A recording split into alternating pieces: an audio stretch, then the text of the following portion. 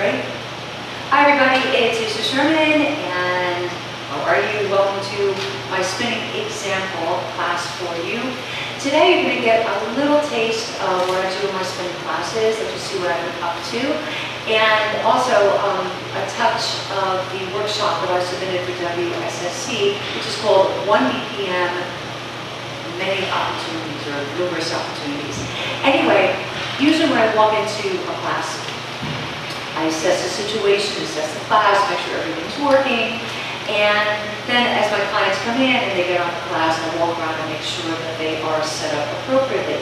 Now, because of today and the time allowance, the whole presentation is going to be less of what I would do. Shorter warm-up, shorter workout, examples, shorter cool-down. But this way you'll just have an idea of what I'm doing. So, as I will be walking in and checking my students to make sure that their gear is tight, acceptable, everything is working, I will take notice of their positions, of their setup. Really important. So a lot of teachers truly don't do that. They just come in and they jump on the bike. I'm seeing that Diane, I've worked with her before. Diane is looking good. She's ready to go. And Janine is looking good and she's ready to go. Katie, I see an issue. So let's see here, Katie. Wow. Katie. What I need to do is move Katie back because Katie is way too forward. So let's start from the beginning and start this up. First of all, let's take the resistance down. I'm going to touch your bike, as you know. Katie knows that I'm going to come here and possibly touch her, so I want her to sit back for a second. There you go. Shoulders over hips. I'd like your legs to stop. So I'm going to turn the resistance up, and that's going to help you bring the system to stop. Now, as I bring this leg, this knee a little bit more forward, you can see that there is it's way too forward, and we don't want that retraction. So what we're going to do is that I'm going to ask Katie to sit up. She knows I'm going to be bringing my hands below her, and I'm going to bring her seat back, and I'm going to try it just about here. Now, there's one issue. Have a seat, Katie. There's one issue that it's important to know. All gyms are different. These are really, they're the older bike. They don't have as many options for setup positions. So sometimes we have to make do with what we have. Now, with those knees in line with each other, again, I'm seeing that there is a much better plumb line between that knee and the ball of the foot, which is really so important. Her hips are back, shoulders over hips. Now, Katie's got these long arms, and so for her advantage, she's able to have a slight bend in that arm, because there are some people who have long legs, short trunks, long arms, or short arms, mixed trunk lengths and lever lengths, and you have to just really work with what you have. So she has a nice slight bend.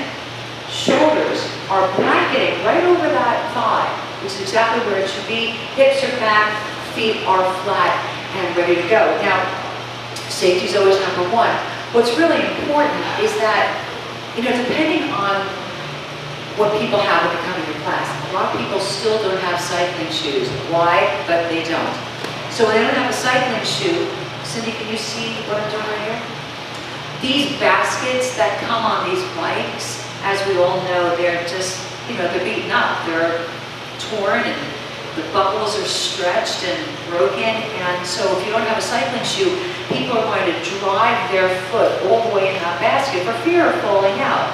That changes their whole pedal stroke and pedal activity. Changes the biomechanics. We're lucky that these three ladies have their cycling shoes on. So with that, still safety issues, but that takes that possible problem away. So we're looking good. Everyone is ready to go. Let's do it. So once again, I'm going to give you just a little taste of this class. Putting on the music, and ladies, we're ready to go.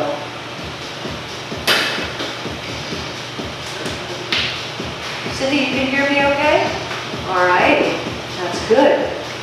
And always when you get into class, you want to get there a little bit early, make sure everything works like the stereo system and your microphone. That's a big deal. And it's also really helpful if the music music is not blaring out of control, so that people can actually hear your cues. That's important. All right. Starting sitting up, everybody.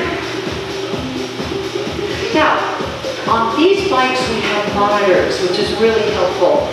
If we did not have monitors, then I would go old school. You know, I would do the cadence count, 15 second, and keep everybody in a, controlled terrain situation. Because cadence control can be out of control. We don't want creative chaos. So what I'm going to say to them is that just for this warm-up, I would like your top number to be between 80 and 90. Your bottom number resistance, anywhere between 4 and 9. Anywhere between 4 and 9. Find that place. Bring the arms up. Big diaphragmatic breath. Open the arms. Shake it out. Do it again. Bring the arms up. Hold it here. Take that left hand around your head. Reach down with your right fingers. Offering a nice stretch. And try to lengthen the area between your ear and the top of your shoulder. Other side, everybody. Hold that position. Nice. Very light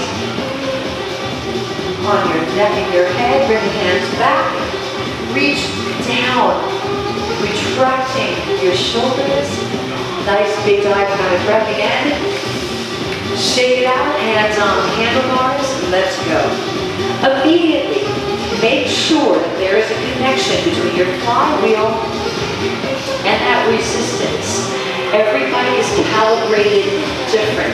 So what you're doing, what your neighbor is doing could be a little bit different. That's okay. Top numbers anywhere between 80 and 90. And your resistance is minimal. Starting from the top, the neck is relaxed, shoulders down, elbows relaxed. Now your abdomen is going to be engaged. Engaged. Not contracted, but engaged. Your hips are back. And your thighs, I sometimes tell people, think of having Velcro on the inside of your thighs. So if your knees were headlights, those headlights, I'd be able to see you straight on and vice versa.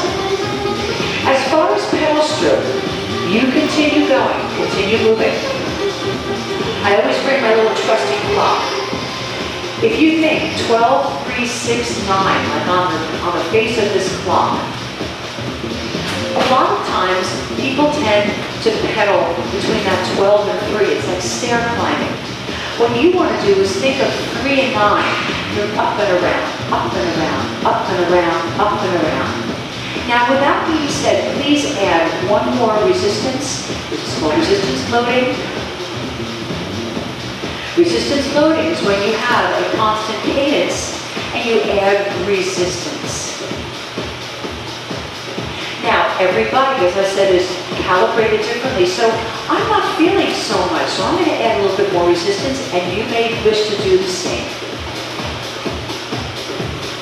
Breathing diaphragmatically through the nose and out through the mouth. Bring those thighs up to your abdomen, up and around, and your body blankets over those legs. Feet are flat. Now there is a constant energy that's going to go up and around through your entire body. It's okay. We want that. We allow that.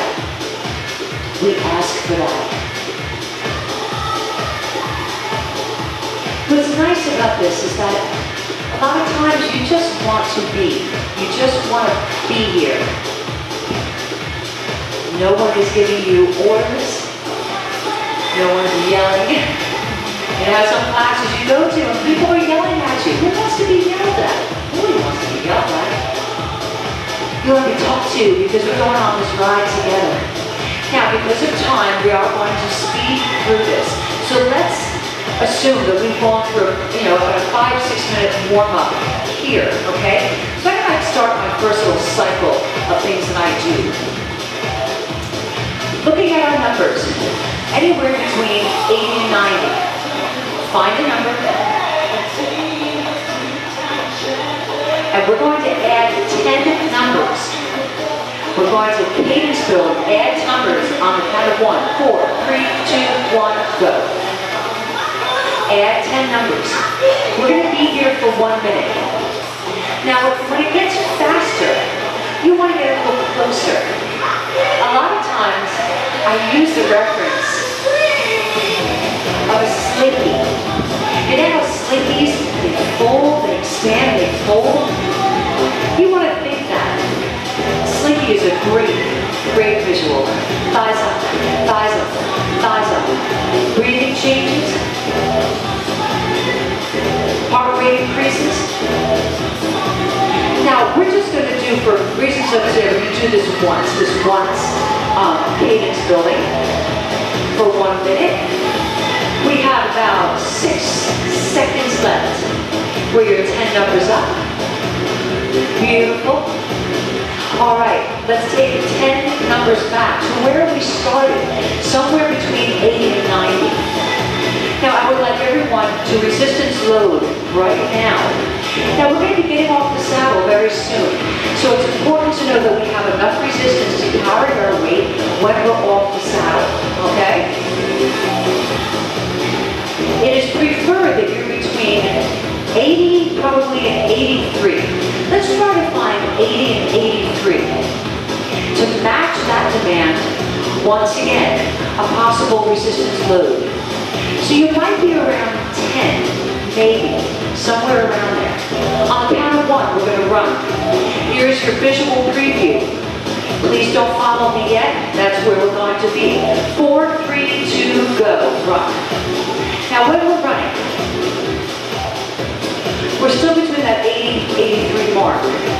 Body's relaxed. Shoulders down. We're going to be here for 30 seconds. We'll just do this once, just because of time. But bring those thighs up to us. Still, up. Everything's up. We want up. Very nice, everybody. Really nice. 5 seconds. Breathe, and 2, have a seat gently. Now, in normal situations, I would probably do this 2 or 3 times. Different intervals of active rest. But for today's purposes, what I'd like to do is go into the jumps, okay? Let's say that we've had an active rest for about 1 minute. Here's your visual preview. Here we go. Launching off the saddle, gently on the saddle. Staying between 80 and 83. Everybody join me now. Off the saddle. On the saddle. Off the saddle. On the saddle. Keep going. Now with this in mind, this is a really good time when I go around and I check laterally to see how everyone is doing, their moves.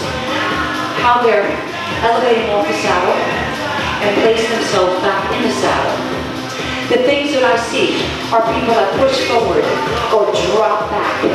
Those things are all great cues the teacher needs to work with and work on with their students. We're going to do 4 more for our purposes today. Gently down. Elbows relaxed. I can always tell, 2 more ladies, how someone is sitting by what their elbows do at the end. This is it. Have a seat. Very nice. In normal situations, I've done this a few times with different intervals. For today's purposes, we're now going to start to go into the hills. Now, if you notice, there's 1 BPM happening. It's about 128. So many things you can do with this 1 BPM. One thing is actually concentrate on what I'm talking about and what I'm saying. Okay. Assuming that we've done this a bunch of times, we're ready to go into our hills. I would like everyone to look at their top numbers. We want to end up between 70, maybe 70, 72, 73. I need you to get there. And as we get there, we're going to resistance load once again, because we have to match that demand since we're now starting to climb the hill. When we go into the hill, we have to sit back a little bit further. Make sure that our hands are placed correctly, preferably thumbs on top. We're just going to drive those elbows in the perfect position.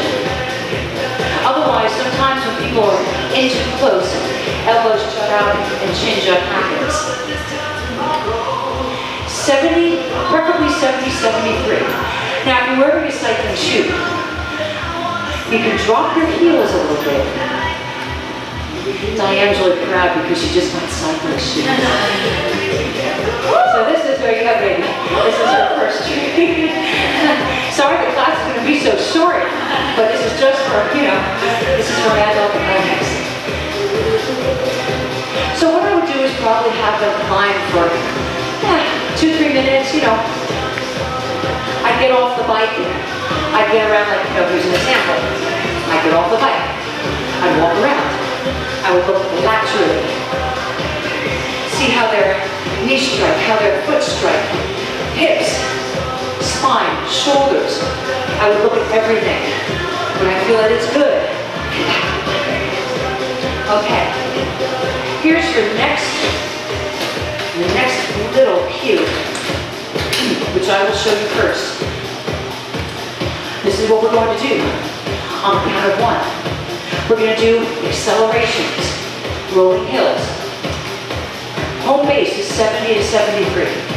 We're going to jump to hand position 2 or 3, and we're going to increase our leg speed, increase our cadence for about 15 seconds, then sit down and hold that number on the count of 1, 3, 2, 1, go! 15 seconds, let's go. Speed it up, speed it up, speed it up.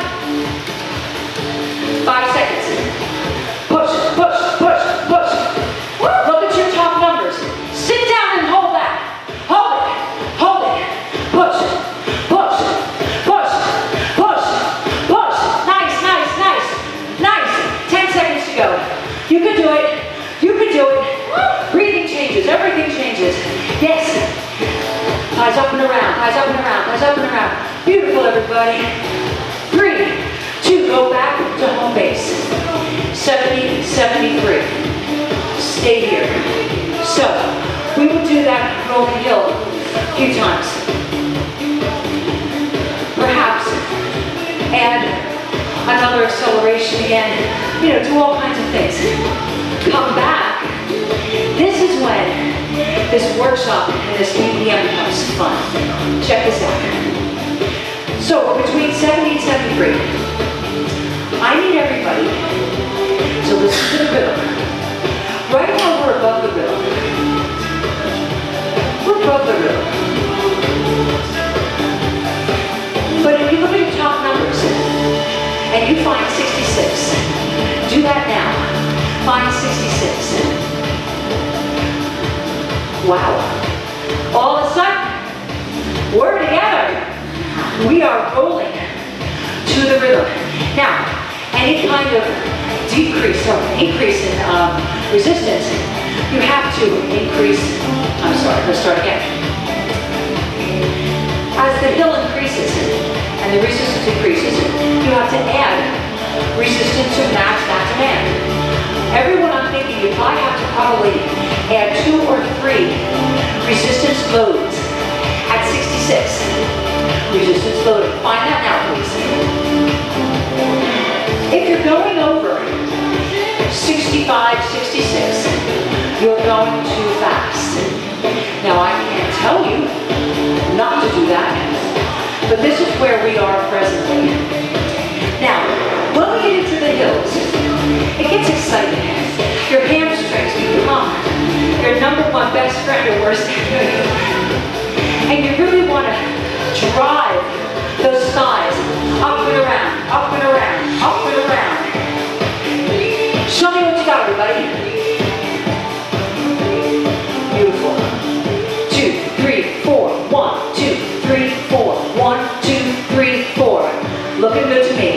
So we would be in that seated climb. Well, sometimes I go for like, 3-4 minutes, whatever.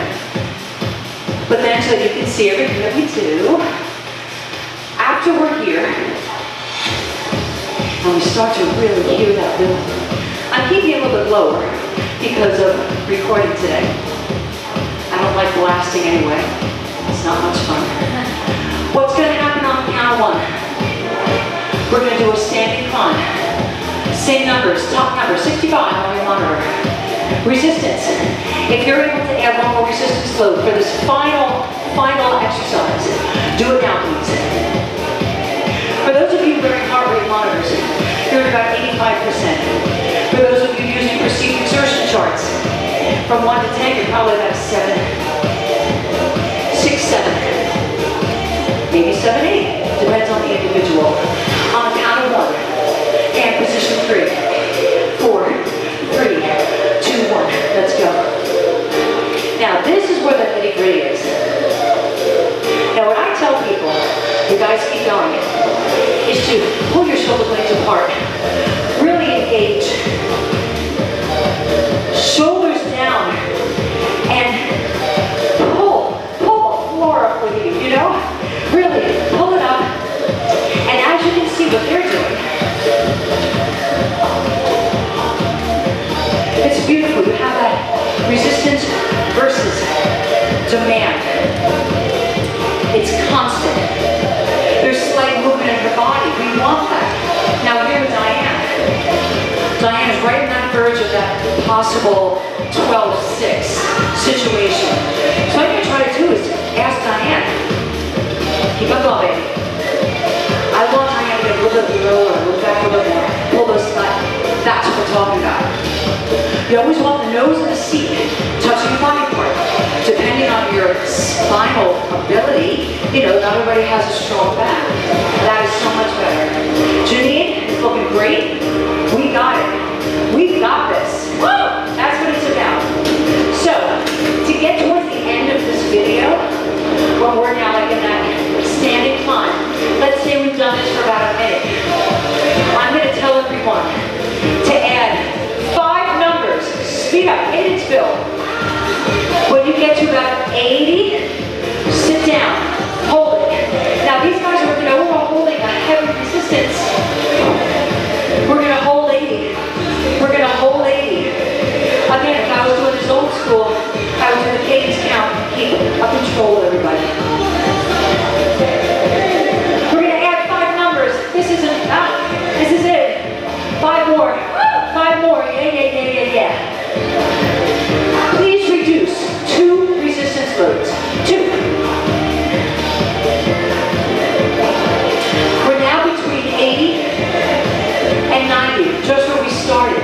So we've done a full circle, but in record time because of the video. Record time. And what we would do is that I would take everybody home. We go from 80 to 90. Then I would ask the last 3 minutes for everyone to go between 90 and 100, 103, whatever, everybody's different. So, let's go home.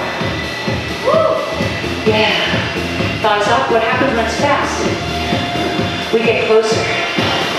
Let's go home for 1 minute. Pull those thighs up and around. Up and around. Yeah, this is it. Up and around, up and around. Make it effortless. Breathing through the nose, out through the mouth. In through the nose, out through the mouth. Feet are flat. Let's just say this been for a minute. We're going to slow the legs down by adding resistance. A little bit. Then, we're going to sit up as we bring the resistance to about a 3 where we started. We're going to keep rolling our legs. Bring the arms up. Open up the arms, big and wide, and do that again. The whole body is curled up for quite a while, so it feels good to stretch. Slowing the legs down one more time. Just like in the beginning. Take our left hand, place it gently around our head, and take our right fingers and really drive to the floor. Slow the legs down. Bring that chin down very gently. Other side. know there's no air conditioning in this room. This is like, I don't know about you guys. Yeah, this is a way back. Bring the hands back. Try to bring those legs to a full stop. Big breath. Bring the arms forward and round the spine and pull those shoulder blades apart. Relax the hands. Detach. Come to the side of your bike, please. Holding on if you need to. Take your right foot. Place that right foot back. Stretching your gastrocnemius. Shoulders are forward. Hold on if you need to. If you don't need to, that's absolutely fine. From here, please lift up your heel. Now tuck your tailbone. Tuck your tailbone and do what's called posterior pelvic toe, which is that you're going to just tuck your tailbone under, okay? And you're going to feel that stretch in your hip flexor. Hold in that position. Now we're doing all this quickly for obvious reasons. Everyone take your right foot, start with your thighs in line with each other. Thighs in line with each other. Once again, for you, tuck your tailbone. For us, it's a posterior pelvic tilt. That's going to drive the leg forward.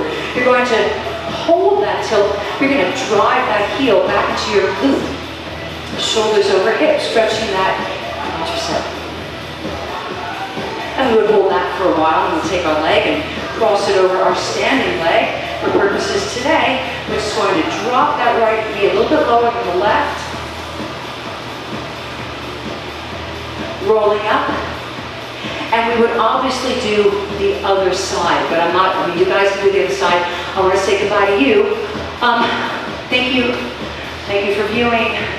My name is Lisa Sherman. This was a little taste of one of the classes I do, and for all reasons, especially being in the MI family for so long, I want you to see what I'm up to, and also check out what I submitted to WSSC. I gave you, I think, 3 or 4 different, maybe 3.